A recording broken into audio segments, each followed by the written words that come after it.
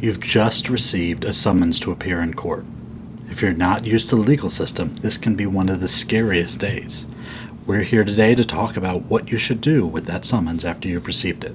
My name is Andrew Ayers. I'm an estate planning and business law attorney located in Edina, Minnesota, with offices in Brooklyn, New York.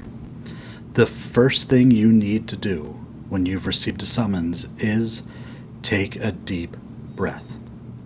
Many clients get very scared the second they see any kind of illegal paperwork. They get themselves all in a tizzy. Before they know it, they're so worried that they don't actually read through the document. So today we're going to talk a little bit about some of the things you should do when you receive that summons and kind of what the next step should be. First of all, you'll need to look at how did you receive the document. Was it handed to you by a process server?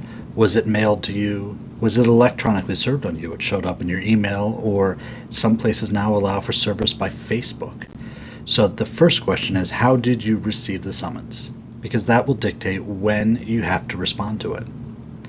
The next thing to look for in your document is whether or not you have to show up in court. So some summonses will say there's a court date in the future, and it'll give you a time and a place and when you have to and where to show up and what time. Others will be a summons that asks for a demand for an answer to be filed. So, for example, you have 20 days to file an answer to a complaint, but it may not be a court appearance. You may simply have to have your response filed by a certain date. Now, you may be scared about what will happen next. You may be worried that the police are going to show up at your door, which is often not the case. However, you do need to know that if you choose to ignore it, there may be consequences. If it's a document that doesn't require a court appearance, if it's just seeking filing of documents, what can happen if you just ignore it is a default can be taken against you. The default can result in a judgment, meaning that whoever sued you has won the case without you having a chance to tell your side of the story. They can get a money judgment against you and be able to start collecting, even though you never showed up in court.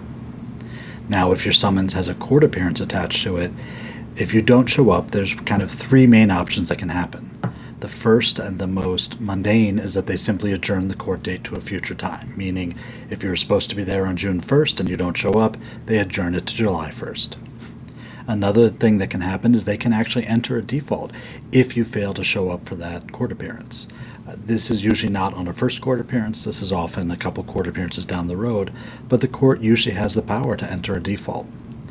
Or if this is the kind of appearance that really requires you to show up and the court needs your testimony, they can actually issue what's called a bench warrant, which is a warrant from the judge for you to show up at the next court appearance. And if you're driving around town and you get stopped for having a tail light out, that warrant can show up and you can actually be arrested. And then they bring you to court on the date when you're supposed to be there. So let's assume you don't answer or do anything with the summons, and then a default judgment is taken against you. Many people come to me and just say, it's a default, it doesn't matter, I'm not worried. You need to know that default judgments count. The person who sued you can actually collect using a default judgment. They can garnish your wages, they can put liens on your assets. A default judgment counts just like a regular judgment. Now, if you choose to ignore all the paperwork, you may actually be waiving your defenses to the action. So you may think, if I don't answer and they get a default judgment, I'll just come in later and be able to undo the default. In some cases, that is true. Usually you need to file within 1 year, but you also need to then have a meritorious defense, meaning why you didn't answer the complaint the first time. And if your answer is simply you just ignored the paperwork that was left on your doorstep, the court may not allow you to undo the default judgment, and that party who sued you may be able to collect fully on that judgment. So the most important thing you should take from this is, of course, do not ignore a summons that is served upon you. What you should do is talk to an attorney. They can go through the various options. For example, if the summons had to be served personally upon you, and instead it was served on you by mail, it may be a defective summons and you don't have to appear.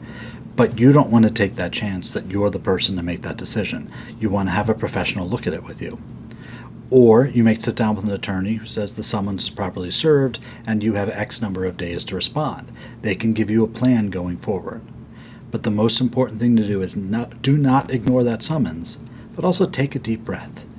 Look through the paperwork, get a feel for what's going on, and talk to a professional who can help you plan out what the next steps are that you need to take.